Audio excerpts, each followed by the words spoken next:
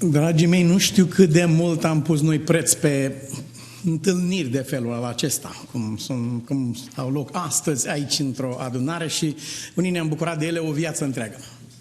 Nu știu cât de mult am prețuit lucrul acesta, dar sunt unii oameni care pun mare preț pe așa ceva. Pentru ei, o zi în casa lui Dumnezeu este ca și cum au fost în cer. Și nici nu știu cât preț am pus noi pe anumite binecuvântări.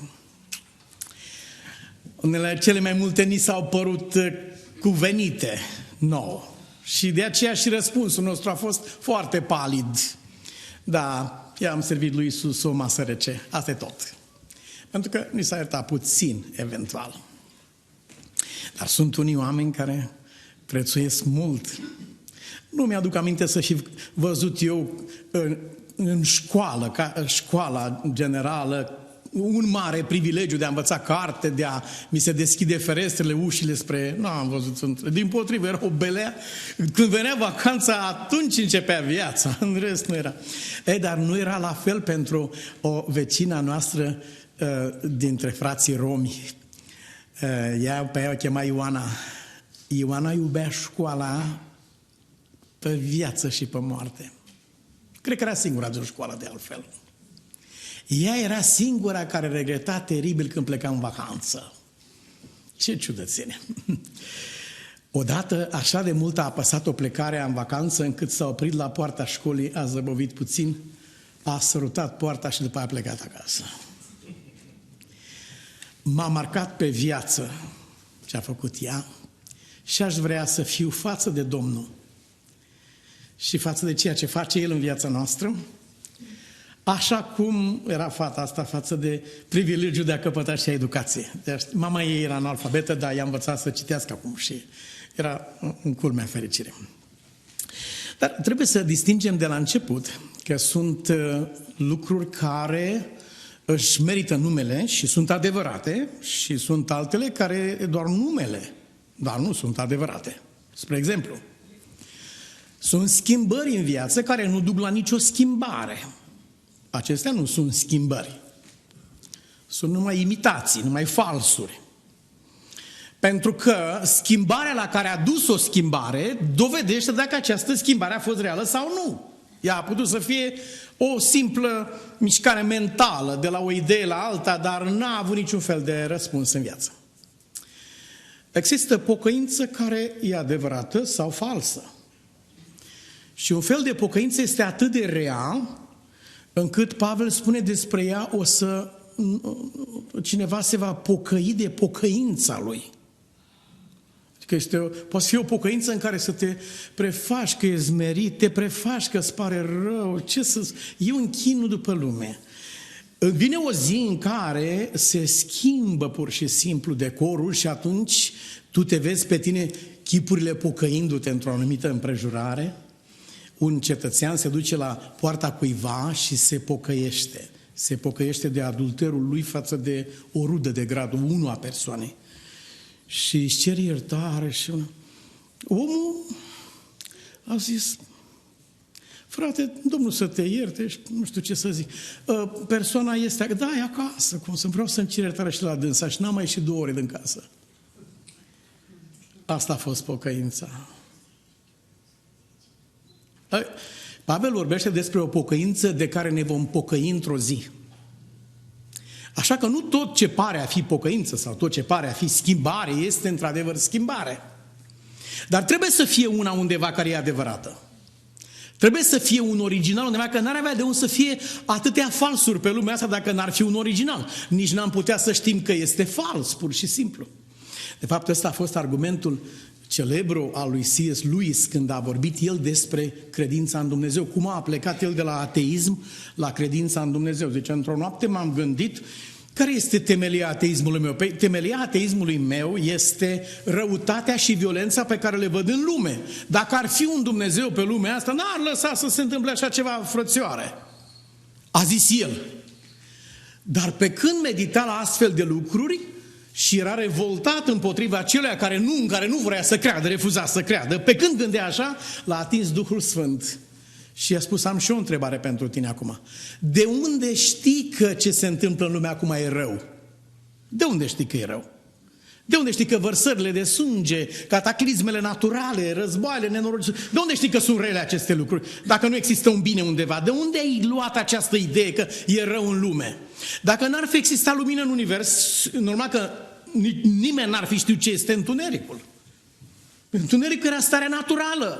Dar faptul că îți dai seama că așa ceva este rău, însemnează că există undeva un anume bine în viața noastră. Aș vrea să mergem cu mintea în capitolul 10 din Faptele Apostolilor, nu mai citim toată istoria de acolo, pentru că noi deja de mult trebuia să fim învățători în domeniul acesta. Și acolo, în cadrul istoriei din Petru și Cornelius, ambii primesc o viziune de la Dumnezeu, diferită de la unul la altul. Cornelius primește o viziune de la Domnul în care îi spune, cheamă-l pe omul ăsta. Omul acela primește o viziune în care îi spune, du-te la omul ăsta. Răspunsul lor este diferit la această viziune, o să vă aflăm de ce și cum. Până la urmă, Petru este constrâns de dovezi și merge. Împotriva tuturor rânduielilor, problemelor pe care știa că le va întâmpina și în biserică și în afara ei și așa mai departe. Orice s-ar întâmpla, omul se supune lui Dumnezeu mai presus de oameni și gata, merge. Dar aș vrea să vă întreb două lucruri. El începe predica lui foarte descurajator, cum nu ar trebui să înceapă niciun predicator. Care e lucru pe care ar trebui să-l urmărești când asculți o predică? Cu ce trebuie să pleci acasă? Nu cu informațiile care... Bine ar fi, cu problema rezolvată. Da, cu problema rezolvată. Dar tu când mă asculți pe mine acum, trebuie să te întrebi un singur lucru. Ce fel de Dumnezeu are omul ăsta care vorbește? Atât, asta este marea întrebare. Despre ce fel de Dumnezeu vorbește omul ăsta? Ce a făcut Dumnezeu lui din el? Asta vreau să știu. Chiar dacă nu întreb așa ceva în public, să știți că tot cu asta plec acasă. Acesta este argumentul final. Și el începe predica foarte descurajator. Știți că, adică mergi la evangelizare și în fața oamenilor spui, fraților, știți că noi nu avem tangență cu nimeni, noi suntem separați și totuși am îndrăznit și am făcut acest spacewalk, am ieșit din naveta spațială și merg un pic în spațiu și mă întorc înapoi. Am îndrăznit să fac asta. E foarte descurajator, dar el așa începe. El spune, fraților, știți că nu e îngăduit să fac ce fac. Adică să predic Evanghelia la neamuri. Nu e îngăduit. Știți că nu e îngăduit. Nu ne spune de cine nu e îngăduit. Însă vorbește el mai departe și spune, părerea mea era că omenirea e împărțită în animale curate și necurate, asta însemnând oameni. În oameni curați, oameni necurați. Noi suntem cei curați, alții sunt cei necurați. Asta a fost convingerea mea. M-am pomenit cu un vas care a coborât în fața mea, am văzut tot felul de arătări acolo, mi s-a spus să servesc așa ceva, am spus, fugi de aici, domnule, eu în viața mea n-am mâncat așa ceva. Măi, dacă eu îți poruncesc treaba asta, chiar dacă tu ești Domnul, dar eu nu m-am atins în viața mea de așa ceva.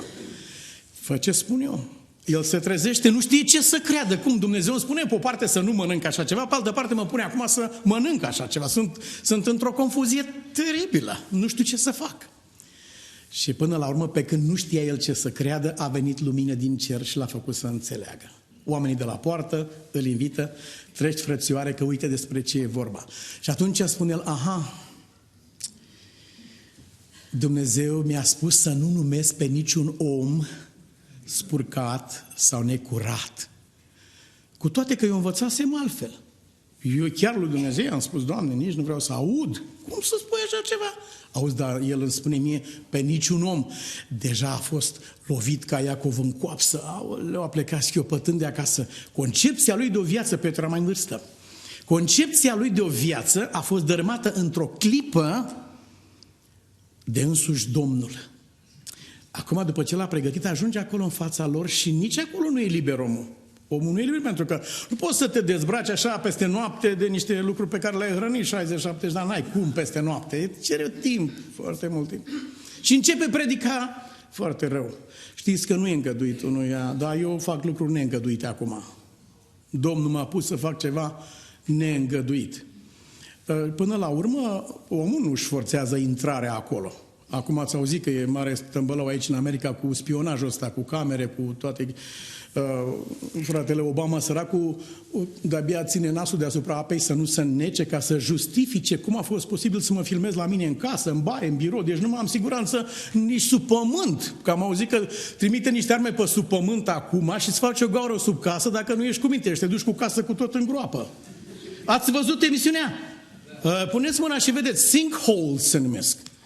Mie mi-a explicat unul, zice, astea sunt arme tectonice, o fi cu teoria conspirațiilor, nu știu, n-am verificat, până acum nu mi-a căzut casa în groapă, dar ce spuneau frații ăștia în emisiune, spunea că auzi 20% din case, dar ei nu vor să ne spună care. Pot fi și a mea. De-aia nu mi-a spus care. 20% din case zice că ar fi vorba să cadă în groapă dacă nu suntem cu minți. Da, și nici nu știu ce înseamnă să fiu cu minte. Că nu mai îmi spui ce înseamnă să fiu cu minte. L-aș chema pe Mandela aici să facă ordine, dar dacă îl chem nu e bun de nimic, săracul, că nu mai știi cu cine te lupți acum.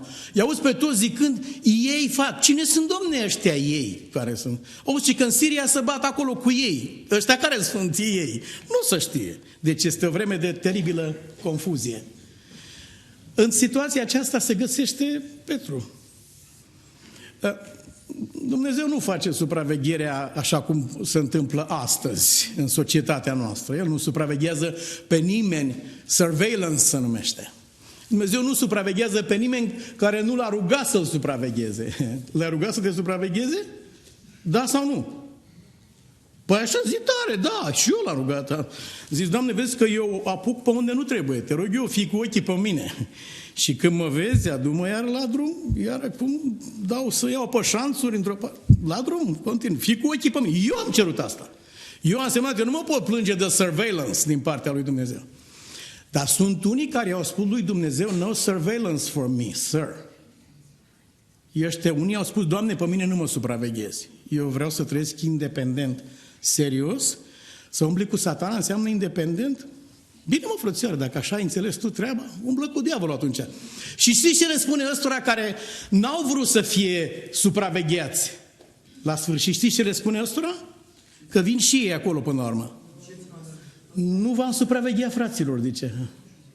Eu nu vă am în dosar la mine. Când au arătat ăștia aici în America ce filmează și unde și ce e aici, păi de-aia s-a speriat Mrs. Merkel, primul ministru al Germaniei, când s-a pomenit săraca și ea a fost spionată. Ce să mai zic eu de mine, frățioare, atunci? Rămâne așa cum este. Mulțumesc Domnului că nu mi-e frică să fiu spionat. E bine. Mulțumesc din suflet. Dar Mrs. Merkel a fost supărată foarte tare, Germania e supărată, relațiile dintre Germania și America sunt la cel mai jos nivel pentru că ăștia și-au permis să o spioneze chiar pe Mrs. Merkel.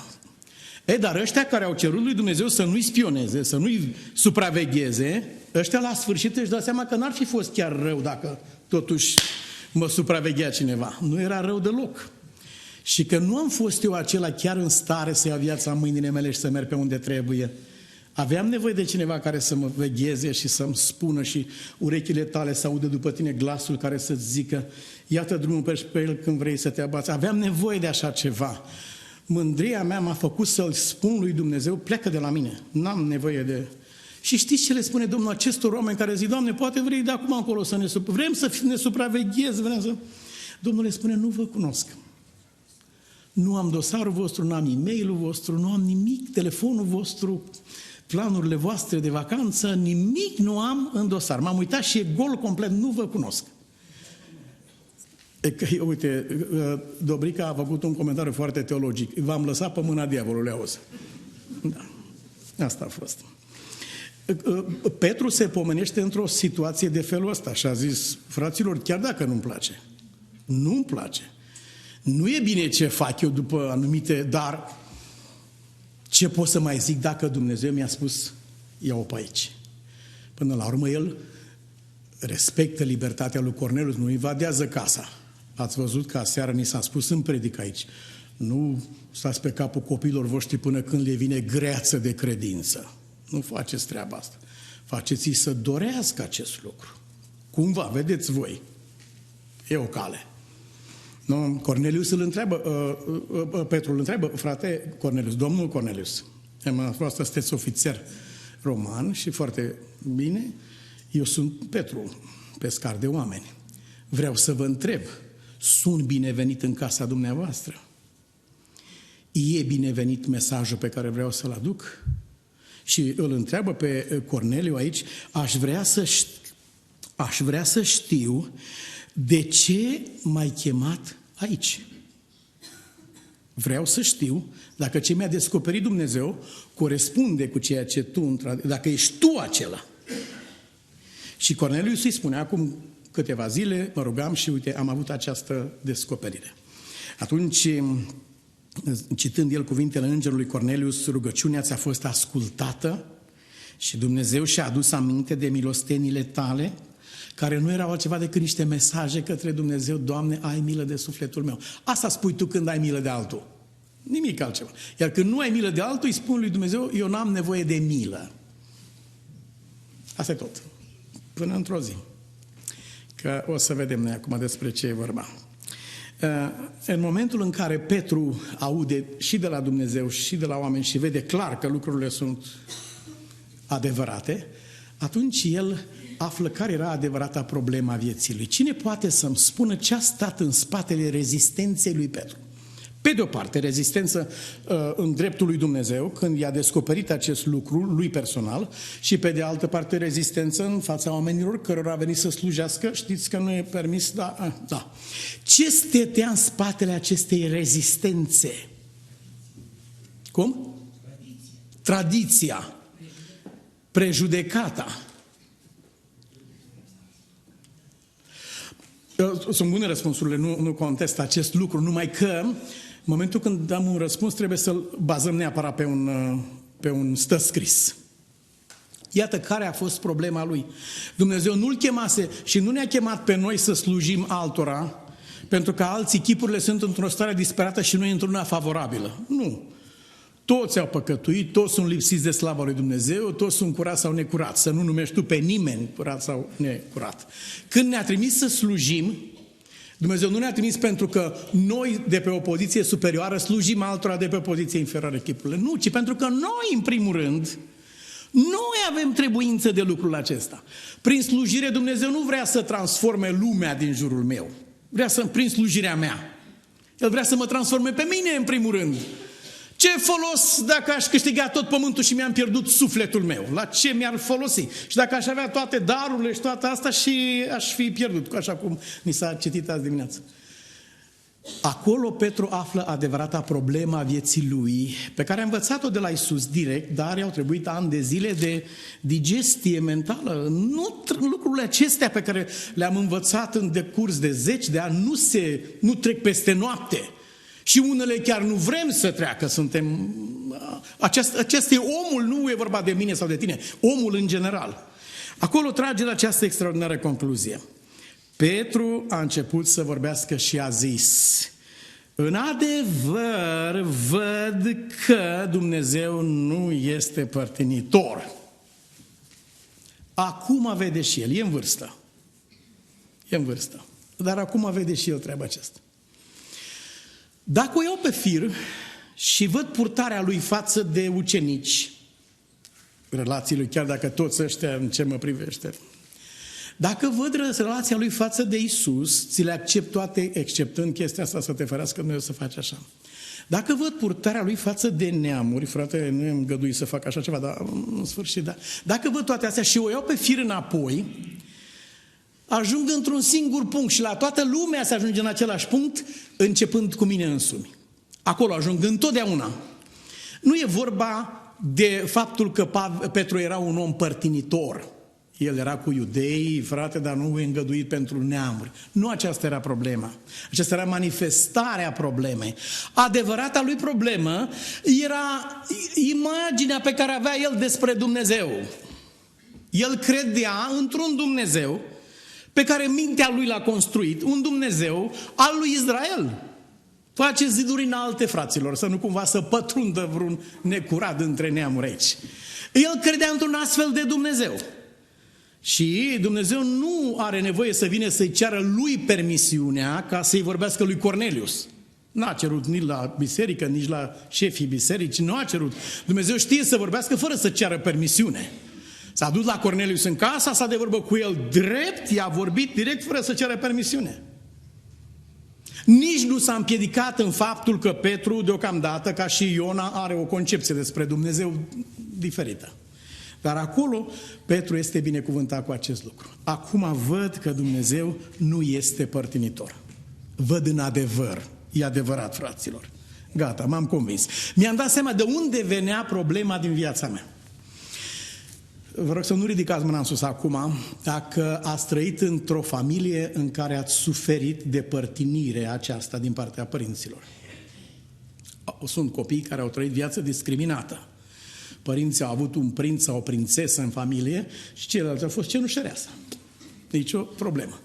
În toate manifestările lor, până au închis ochii, au reușit să arate distinct că pentru el unul din familie este totul, celălalt este nimeni și este nimic. Vreau să spun de ce s-a întâmplat așa ceva. Nimic în viața noastră nu am suferit vreodată fără să fi avut o destinație, un scop în marele plan al lui Dumnezeu.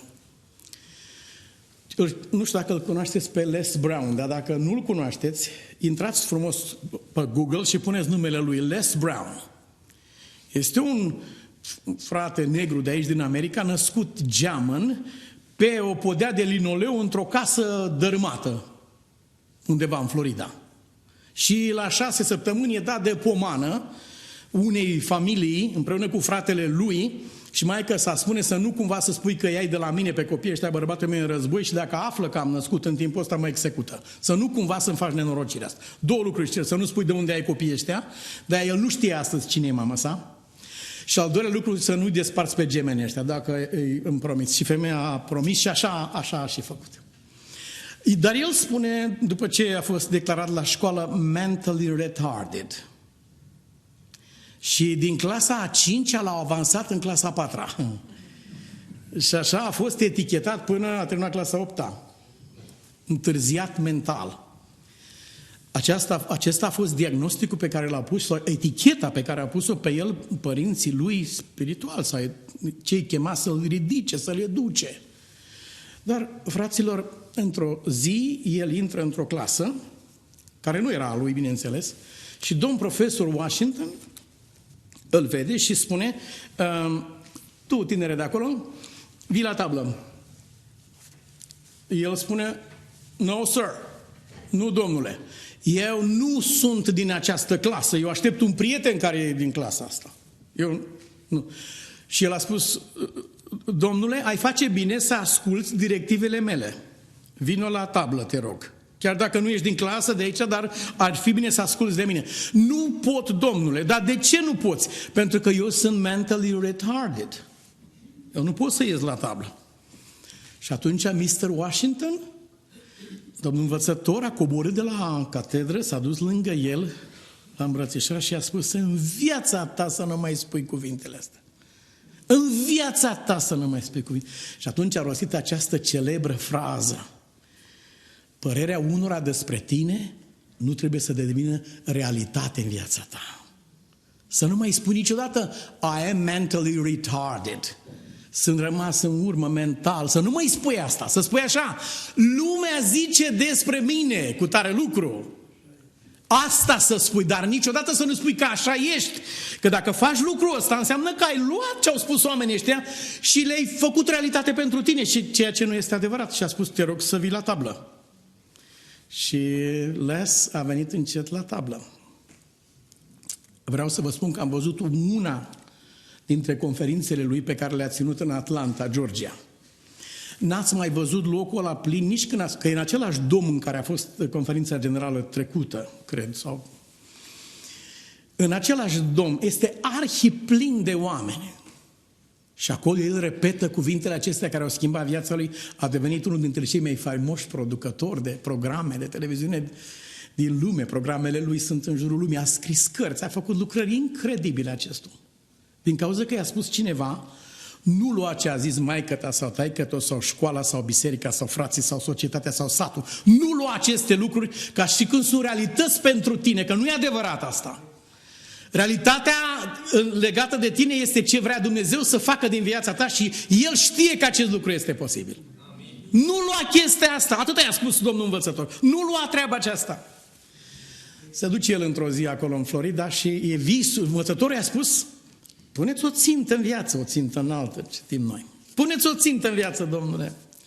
Și el își așează această țintă în viață. Vreau să devin, să învăț pe oameni să aibă curaj în viață, să învăț pe oameni să-și respecte darurile pe care Dumnezeu le-a dat. Vreau să învăț pe oameni să nu mai sufere și să fie bolnavi de felul cum au fost tratați sau discriminați prin părtinire, prin alte mijloace. Vreau să învăț pe... Asta era visul lui. De unde pot să învăț? Păi de la media, de la televiziune, să mă duc acolo. A intrat acolo, bună ziua, șefule, bună ziua, care treaba? Ai vreun serviciu, ceva? N-am, domne, ce serviciu să am? Ai studii media? Ce? N-am studii media. N-ai studiat nimic? Nu, dar vrei să lucrezi în domeniul ăsta? Da. Foarte interesant. Ai ceva jurnalist? N-am făcut în viața mea. Ieși afară, să nu mai vii aici, noi n-avem posturi. A doua zi, bună ziua, aveți cumva vreun post? Dom'le, dar nu ți-am spus, ieri n-ai înțeles? Bine, dar poate azi noaptea a murit cineva, s-ar putea că s-a eliberat vreun post, nu știu ce. Și așa se face că până la urmă, a 6-a oară când a venit acolo, șeful îi spune, du-te și cumpărăm. Zice, gata, yes sir, cum să nu. Și de atunci a început cariera lui. Dar știți ce a spus el? 2 lucruri mari am reținut de la el. Cele mai groaznice zile, spre exemplu, unele în care el dormea pe podeaua de la biroul lui, din cauza că îi mergea atâta de rău și de greu. Și nu mai pleca acasă, lucra ore întregi, dormea câteva ore pe podea și continua să se apuce de lucru. Primește o scrisoare batjocoritoare din partea șefului clădirii în care îi spune, biroul nu este hotel, te rog foarte mult, poate că ești homeless, ar fi cazul să îi dai drumul după aici nu se... Și el răspunde înapoi, domnule, trec printr-o perioadă foarte grea, dă-mi voie să lucrez ore mai multe, zi și noapte, până voi reuși să ies de aici. Și trage el concluzia, auziți, cea mai groaznică zi din viața ta nu este o zi groaznică, ci ziua zidirii caracterului tău. Dumnezeu te zidește. Zice, pur și simplu nu puteam să supraviețuiesc gândului că eu învăț pe alți oameni să aibă încredere în Dumnezeu, că îi va ajuta și nu puteam să suport gândul că eu îi învăț pe alții așa, iar eu însumi eram un falimentar, un distrus complet. Și de aceea zăceam pur și simplu pe podea. Asta a descoperit Petru acolo. Dumnezeu nu este un Dumnezeu partenitor. Dumnezeu n-a făcut niciodată pe cineva să simtă acest lucru. Părinții, da, au făcut pe copii să simtă așa ceva. Credincioșii au făcut pe alți credincioși să simtă acest lucru. Satul, societatea, ei au valorile lor economice. Nu vedeți printre oameni, în biserică, cum sunt apreciați cei care au un anume talent. Vai de mine, zici că a venit îngerul Gabriel în vizită când vine câte o soră din asta cu cântarea sau cât un frate. Dom'le, foarte frumos, admir pe dătătorul original, dar cine ești tu să te pafap, vorba lui Lois când a citit aici, cine ești tu să te umfli aici ca și când tu ai fi creatorul talentului tău? Nu. Ispita aceasta de a ne închina geniului și talentului încă ne paște. Vai, ce este, frate? Care... Aceasta este o distorsionare a imaginii lui Dumnezeu. El însuși e descoperit de Petru într-un fel în care nu l-a cunoscut până atunci. Știți ce spune Tozer? Cei care l-ați citit, dar citiți-l dacă nu l-ați citit. Tozer spune așa, cel mai important lucru despre viața ta, din viața ta, este ce-ți vine în minte când te gândești la Dumnezeu. Ce fel de imagine ai în minte? Asta e tot cel mai important lucru pentru care ai trăit și existi pe pământ. Ce-ți vine în minte când te gândești la Dumnezeu? Asta e tot. Lui Petru i-a venit în minte acest lucru incredibil și spune el, am văzut că în orice neam n-aveam această părere. Dar acum m-am convins, din moment ce Duhul Sfânt s-a vărsat peste oamenii ăștia împotriva hotărârilor și votărilor noastre. Nu ne-a întrebat pe noi când s-a versat peste ei. Am văzut că cine se teme de Dumnezeu și lucrează în neprihănire este primit de El. Dumnezeu nu este un Dumnezeu părtinitor. Un ofițer îl ceartă pe un soldat, adică îl ceartă, știți, dacă ați văzut acum Lone Survivor se numește, un fel de documentar al războiului acolo se poate vedea cam ce înseamnă războiul în Afganistan. Și limbajul ăsta și felul ăsta de comportament al în armată sau în închisoare. Era de felul ăsta cum a suferit soldatul ăsta în fața la toată lumea. Dar băiatul ăsta nu era, militarul acesta nu era un militar de rând, era în același timp un ostaș al lui Hristos. Și ca drept răspuns, după toată critica asta care a fost adresată, în care toată lumea aștepta să stea cu capul în jos, așa, și să spună, yes, sir, domnule, am înțeles cât are, în loc să spună așa ceva, a săltat capul în sus, s-a uitat la el, pentru că tot ce i s-a spus nu era adevărat, a săltat capul în sus, s-a uitat la el și a spus, te voi face să-ți pare rău de ce ai făcut astăzi, chiar dacă ăsta ar fi ultimul lucru pe care îl voi face pe pământul ăsta. Am să te fac să-ți pare rău de ce ai spus astăzi. Toată lumea s-a uitat la el. Înainte nu părea așa îndrăznesc băiatul ăsta. Cum, bă? Și așa cu... În timpul unei lupte teribile, ofițerul a fost rănit. Și este sub baraj de artilerie. Nimeni n-are curajul să intre acolo. Numai Desmond Doss, el are curajul să intre acolo. Fără armă la brâu. Afară de Desmond Doss nu intră nimeni acolo. Și în momentul în care omul ăsta se zbate între viață și moarte și deasupra zboară ghiulelele și proiectilele și gloanțele și bombele, normal că toți cei care erau în tranșeu erau la adăpost, dar erau neputincioși să întindă mâna și să-l târască, să-l aducă pe omul ăsta în siguranță. Și deodată sare unul din tranșeu. A sărit unul din tranșeu, s-a dus prin foc și prin toate astea și am fi mâinile în el și l-a târât înapoi. Și de îndată ce l-au așezat pe o targă la infirmerie, ofițerul a ridicat ochii spre el și a spus, tinere, te rog să mă ierți pentru ceea ce ți-am făcut în ziua aceea, îmi pare rău. Și soldatul a zâmbit, ți-am spus că o să te fac să-ți pară rău. S-au îmbrățișat acolo. Cine are un Dumnezeu nepărtinitor, nu ține cont că unul l-a înjurat și altul a vorbit de bine. El se comportă frumos și face bine, fără să caute la fața oamenilor, zise Iacov în epistola lui, să nu faceți bine căutând la fața oamenilor.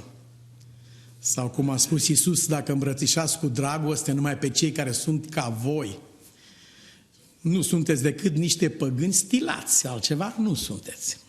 Adevărata dragoste este aceasta pe care a descoperit-o Petru în această împrejurare incredibilă. În adevăr, Dumnezeu nu este părtinitor.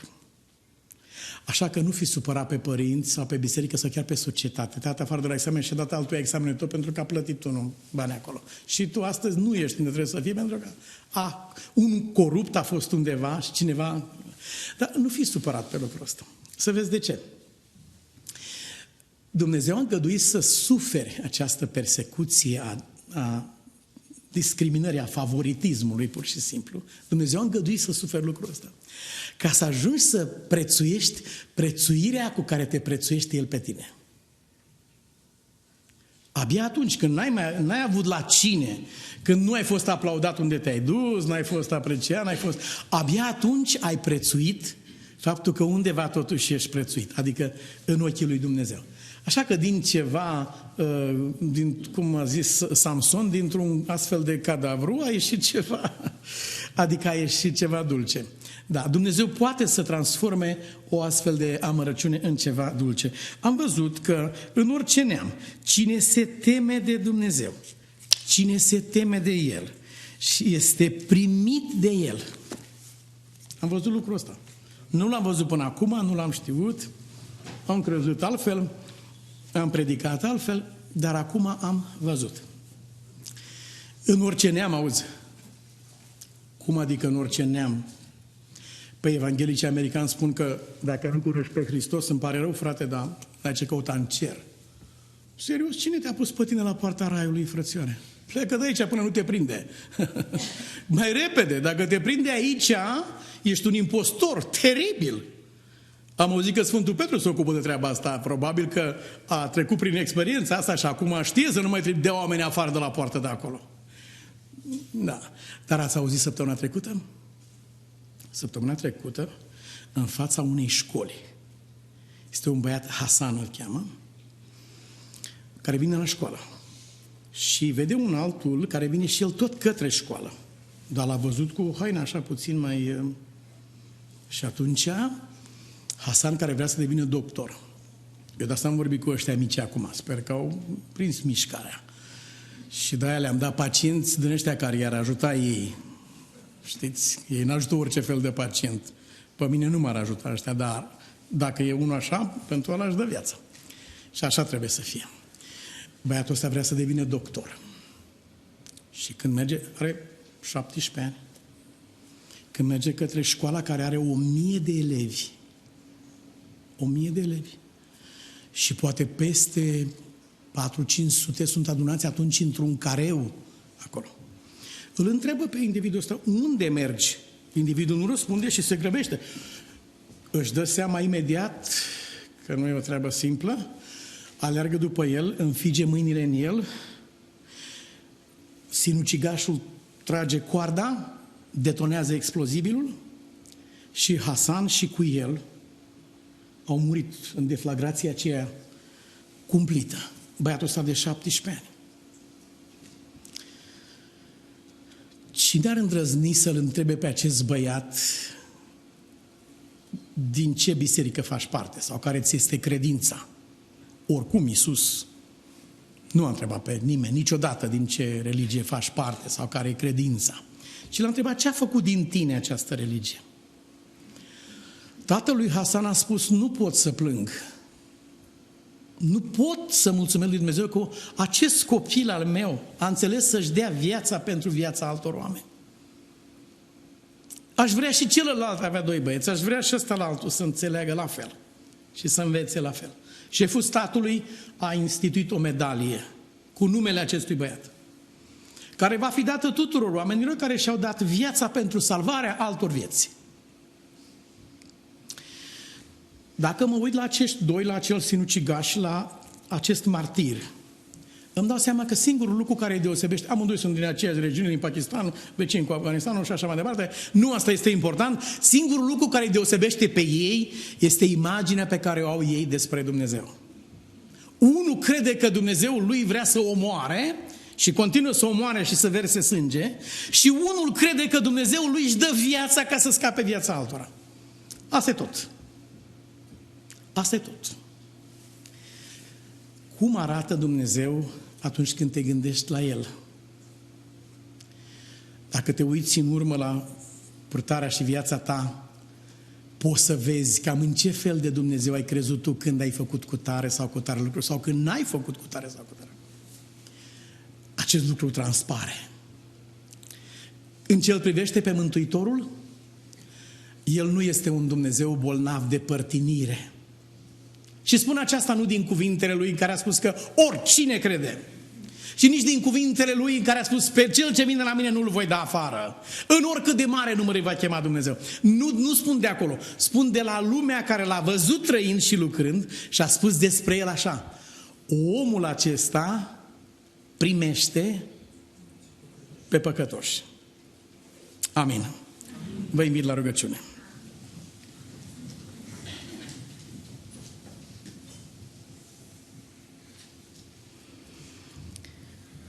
Tată, stăm înaintea Ta să-ți mulțumim din adâncul sufletului că Tu nu ești un Dumnezeu părtinitor. Să-ți mulțumim din suflet, Doamne, că Tu ne-ai iubit cu aceeași dragoste pe fiecare dintre noi și că lumina aceasta care este Hristos Iisus luminează pe orice om venind în lume. Îți mulțumim, Doamne, că Tu ai salvat sufletele acelora la care noi n-am ajuns să le spunem vestea bună. Și îți mulțumim că pe noi înșine Tu ne-ai câștigat și ne-ai convins. Iartă-ne pentru felul greșit în care Te-am văzut, Doamne. Îți mulțumim că prin viața Mântuitorului nostru am înțeles despre Tine lucruri pe care nu le înțelesesem. Dă-ne putere, Te rugăm, să avem în noi gândul care era în Hristos Iisus. Ajută-ne, Doamne, să ducem în lume vestea unui Dumnezeu nepărtinitor. Și fă, Tatăl nostru, ca această veste să moaie inimi de oameni, mii și milioane, care să poată să fie conduși în siguranță la Tine. Păzește-ne, Doamne, să descurajăm pe cineva prin cuvintele sau atitudinea noastră. Păzește-ne să ne încărcăm cu sângele cuiva care se zbate pe marginea prăpastiei. Ajută-ne, Doamne, să îndreptăm ochii tuturor spre doctorul care a vindecat sufletele noastre, în al cărui nume am venit înaintea Ta, să ne închinăm și să binecuvântăm numele Tău, Tată, al Domnului Iisus și al Duhului Sfânt. Amin. Să luăm loc.